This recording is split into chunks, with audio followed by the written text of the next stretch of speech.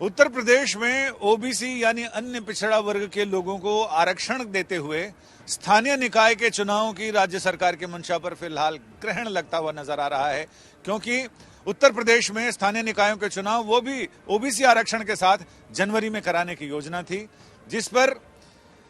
Allahabad high court के आदेश पर supreme court ने फिलहाल रोक लगा दी है और कोर्ट ने उत्तर प्रदेश सरकार से यह कहा है कि वो पहले ट्रिपल टेस्ट की कसौटी पर अपनी नीति को, आरक्षण नीति को परख ले और उस रिपोर्ट के बाद फिर वो सुप्रीम कोर्ट को कोई आपत्ति नहीं है, चुनाव करा लिए जाएं, लेकिन ट्रिपल टेस्ट जरूरी है। इसके लिए उत्तर प्रदेश सरकार ने सुप्रीम कोर्ट से 3 महीने की मोहलत मांगी और कोर्ट ने साफ कहा है 3 महीने तो ज्यादा हैं, कम में देखिए। इस पर सॉलिसिटर जनरल ने राज्य सरकार की पैरवी करते हुए कहा कि उन्हें आयोग के अध्यक्ष जो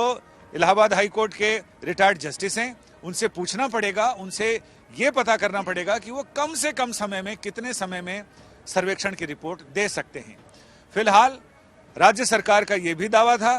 कि राजनीति में, पॉलिटिक्स में ओबीसीज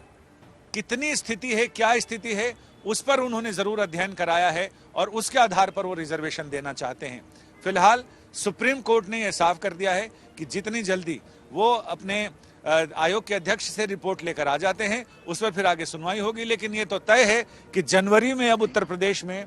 स्थानीय निकाय के चुनाव नहीं होंगे। साथ ही सुप्रीम कोर्ट ने यह भी व्यवस्था दी है कि जो 3 अधिकारियों की कमेटी बनेगी, जो जिन स्थानीय निकायों का कार्यकाल पूरा हो गया है, उनके प्रशासन को चलाने के लिए, रोजमर्रा के कामकाज चलाने के लिए जो 3 सदस्यीय कमेटी होगी, जो जिले के जिलाधिकारी की अध्यक्षता में होगी, उसको फाइनेंशियल पावर भी दिए जाएं। इस पर आगे क्या रहने वाला है और पॉलिटिक्स पर क्या असर पड़ने वाला है, मैं अपनी सहयोगी अनीशा माथुर के साथ बात कर रहा हूं। अनीशा, ये तो हुए चुनाव टलने के बाद, अब इलाहाबाद हाईकोर्ट के आदेश पर रोक लगा दी है। इसमें अब यह भी है कि सुप्रीम कोर्ट ने पहले भी कह दिया है कि स्थानीय निकायों के चुनावों को टाला नहीं जा सकता है, उसके लिए वैलिड रीजन होना चाहिए और जल्दी से जल्दी चुनाव कराने की कवायद राज्य सरकार तेज कर रही है। जी बिल्कुल, लेकिन एक तरह से उत्तर प्रदेश सरकार को थोड़ी मोहलत मिल गई है, थोड़ी राहत मिल गई है, क्योंकि सुप्रीम कोर्ट ने ये कहा है कि हम मान रहे हैं कि आपने आयोग का गठन कर दिया है, 3 महीने में कोशिश कीजिएगा कि आयोग की रिपोर्ट आ जाए और रिजर्वेशन हो जाए। लेकिन उससे भी ज्यादा इम्पोर्टेंट मुद्दा अब ये है कि कोर्ट के सामने, चीफ जस्टिस के सामने सॉलिसिटर जनरल ने ये कहा है कि जो ओबीसी की लिस्ट है, जो पहले से चलती आ रही है, 2011 के सेंसस के बेसिस पे चलती आ रही है, उसी के बेसिस पर ओबीसी की आइडेंटिफिकेशन रहेगी। ये जो कमिटी बिठाई गई है, ये नए ओबीसी वर्ग को आइडेंटिफाई नहीं करेगी। ये सिर्फ ये देखेगी कि जो ओबीसी उत्तर प्रदेश में ऑलरेडी आइडेंटिफाइड है, उनकी पॉलिटिकल रिप्रेजेंटेशन कितनी है, यानी कि जो वर्गीकरण ऑलरेडी हो चुका है, उसमें वर्ग के भीतर वर्ग कितने लोगों के पास पॉलिटिकल ताकत उत्तर प्रदेश में है। तो ये एक बहुत बड़ा मुद्दा रहेगा अब उत्तर प्रदेश में, इन निकाय चुनावों में भी और अगले कुछ महीने की जो राजनीति उत्तर प्रदेश में चल रही है उसमें भी, क्योंकि सुप्रीम कोर्ट ने और अब जो इलाहाबाद हाई कोर्ट का ऑर्डर था उसमें भी साफ तौर पे ये कहा गया था कि ओबीसी के लिए जो डेडिकेटेड कमीशन है उसकी रिपोर्ट जल्द से जल्द आनी जरूरी है। लेकिन फिलहाल जिन स्थानीय निकायों की अवधि पूरी हो चुकी है, जो 5 साल की जो टर्म होती है वो पूरी हो चुकी है, वहां पर प्रशासन जो है वो डिस्ट्रिक्ट मजिस्ट्रेट, कमिश्नर और की कमेटी जो है वो चलाएगी। इलेक्टेड रिप्रेजेंटेटिव जो है स्थानीय निकायों के, उनके इलेक्शन में अभी देरी लगने की पूरी संभावना है। तो पॉलिटिकली भी उत्तर प्रदेश में अब कुछ महीने तक ये सवाल रहेगा कि निकाय चुनाव में आखिर क्या हो रहा है। और उससे भी ज्यादा हम ये देख रहे हैं कि वर्गीकरण, ओबीसी रिजर्वेशन को लेकर जिस तरह से राजनीति गरमा रही है, क्योंकि हमने देखा कि अखिलेश यादव ने क्या कहा, मायावती ने क्या कहा, बाकी और जो गुट है उन्होंने क्या कहा, तो हम ये भी देख रहे हैं संजय जी कि किस तरह से ये मुद्दा यूपी की राजनीति को अच्छी तरह से गरमा रहा है और वर्गीकरण जिस तरह से हो रहा है कि आइडेंटिफिकेशन जो जिस तरह से होनी है, उस पर भी काफी सवाल उठ रहे हैं। इसमें इस पूरी सुनवाई और आज के इस डेवलपमेंट को अगर 5 बिंदुओं में जानना चाहें तो पहला बिंदु यह है कि राज्य सरकार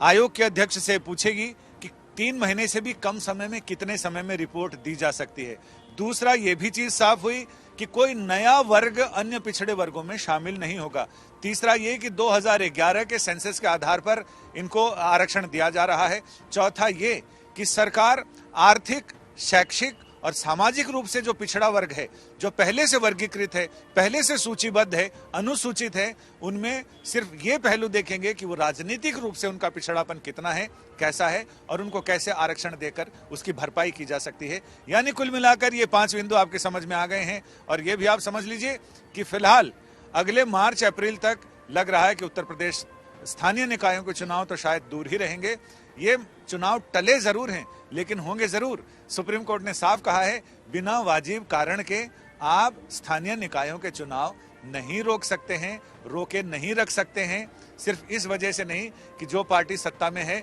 उन्हीं लोगों को वो दिया जाए और जनता को अपने प्रतिनिधि चुनने का मौका ना दिया जाए। इसलिए चुनाव टले जरूर हैं लेकिन होंगे जरूर, भले उसमें समय जितना लग जाए। और प्रशासन की अगर आप बात करें तो अगले कुछ महीनों तक जिन स्थानीय निकायों के अवधि खत्म हो रही है वहां पर एडमिनिस्ट्रेशन जो है वो डिस्ट्रिक्ट मजिस्ट्रेट और कमिश्नर की कमेटी तय करेगी। और सरकार को आज सुप्रीम कोर्ट ने छूट दे दी है कि राज्य सरकार नोटिफिकेशन जारी करे ताकि ये कमेटी जो है वो फाइनेंशियल और एडमिनिस्ट्रेटिव डिसीजन जो है, जो भी पैसा खर्च करना है, जो भी डिसीजन लेना है वो ले सके। लेकिन कोर्ट ने ये भी कहा है कि ये कमेटी जो है एडमिनिस्ट्रेशन तो कर सकती है लेकिन कोई बड़ा पॉलिसी डिसीजन नहीं ले सकती। तो अब अगले कुछ महीनों के लिए उत्तर प्रदेश में जिस तरह से प्रशासन चलेगा, किस तरह से प्रशासन चलेगा, वो देखना बहुत जरूरी रह जाएगा। और साथ ही साथ सवाल कोर्ट का भी कि जब आपको मालूम था कि इस तरह का आपको कमेटी बिठाकर ट्रिपल टेस्ट कराकर फिर ही रिजर्वेशन देना है तो वो क्यों नहीं किया गया। हालांकि सॉलिसिटर जनरल ने साफ तौर पे कहा है कि कमेटी का गठन हो चुका है, आयोग का गठन हो चुका है, लेकिन जब कोर्ट को ये बताया गया कि कमेटी को अवधि 6 महीने की दी गई तो चीफ जस्टिस ने साफ तौर पे कहा कि 6 महीने कुछ ज्यादा है, 3 महीने के अंदर अंदर आप कमेटी का काम पूरा कराइए। अब सॉलिसिटर जनरल ने जवाब देना है कोर्ट को कि कितने दिन में काम खत्म होगा, कैसे काम खत्म होगा। लेकिन 31 जनवरी तक की जो अवधि इलाहाबाद हाईकोर्ट ने दी थी कि 31 जनवरी तक आप इलेक्शन करवाइए, उस आदेश को सुप्रीम कोर्ट ने स्टे कर दिया है, उस आदेश पर रोक लगा दी गई है।